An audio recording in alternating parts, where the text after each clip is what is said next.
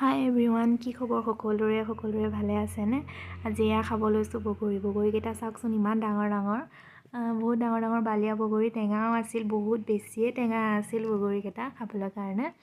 তাৰপিছত কলপাত এখন কাটি আনি খুন্দিব দিছোঁ, পাপাক খুন্দিব লগাইছোঁ। বহুত দিনৰ পৰা খাবলৈ কাৰণে মন গৈ আছিল, পাপাক ক'লোঁ বজাৰৰ পৰা আনি দিবলৈ কাৰণে। আজি তাকে বজাৰৰ পৰা আনি দিছে। প্ৰথমতে এয়া জলকীয়া, নিমখ আৰু ধনিয়াখিনি প্ৰথমতে খুন্দি ল'ব। মই এনেকৈয়ে ভাল পাওঁ, কাৰণ কি প্ৰথমতে খুন্দি ল'লে মানে বস্তুখিনি প্ৰথমতেই খুন্দা খাই যায়, পিছত নহ'লে দিলে মানে বগৰীকেইটাৰ লগত নহ'লে জলকীয়া আৰু ধনিয়াখিনি ভালকৈ খুন্দা নাখায়, অকণমান ডাঙৰ ডাঙৰ হৈ থাকে, সেইকাৰণে খাবলৈ ভাল নালাগে। অকণমান খুন্দা খালে মানেহে ভাল লাগে। এয়া পাপাই খুন্দিয়ে আছে, মই বগৰী এটা এটাকৈ দি আছোঁ। পাপাই আনিছে, পাপাকে খুন্দিবৰ কাৰণে লগালোঁ। বেলেগক দেখোঁ যে ৰিলচত বনোৱা যে ইমান ধুনীয়াকৈ ৰিলচ বনায়, তাকে দেখিয়ে মানে খাওঁ খাওঁ লাগি থাকে।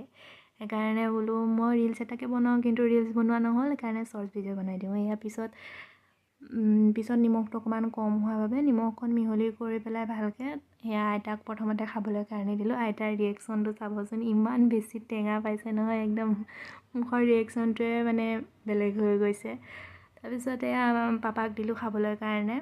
পাপাৰো একদম খাই পেলাই মানে একদম ইমান বেছি টেঙা পালে, ইমান নিমখ দিলোঁ, ধুনীয়াকৈ জলকীয়া দিলোঁ, তথাপিও একো কামত নিদিলে, মানে ইমানেই টেঙা আছিলে। এয়া দুপৰীয়া আহাৰৰ বাবে পানীলাও আৰু আলু, মাছৰ টেঙা অকণমান এনেকৈ বনাই দিলোঁ। বেছিকৈ একো নাখালোঁ যেনিবা, বগৰীখিনি খায়ে মানে বগৰী খালে মানে পেটটো অকণ ফুল হৈ থাকে যে, খাবলৈ মন নগ'ল আৰু বেছিকৈ বিশেষ একো নবনালোঁ। পাপাৰ কাৰণে ভাত বাঢ়ি দিছোঁ। আইতাক, পাপা এফালে যাবলগীয়া আছিল যে, সেইকাৰণে পাপাক ভাতকেইটা বাঢ়ি দিলোঁ। প্ৰথমতে আইতাই খালে যেনিবা ভাত, তাৰপিছত পাপাক দিছোঁ। এয়া পাপাই খাব লৈছে ভাতকেইটা। তাৰপিছত পাপা ভাত খোৱা মানে আৰু আইতাৰ তেতিয়ালৈকে ভাত খোৱা হৈয়ে গ'ল। আইতাই এয়া হাত ধুবলৈ ল'লেই ভাত পানী খাই।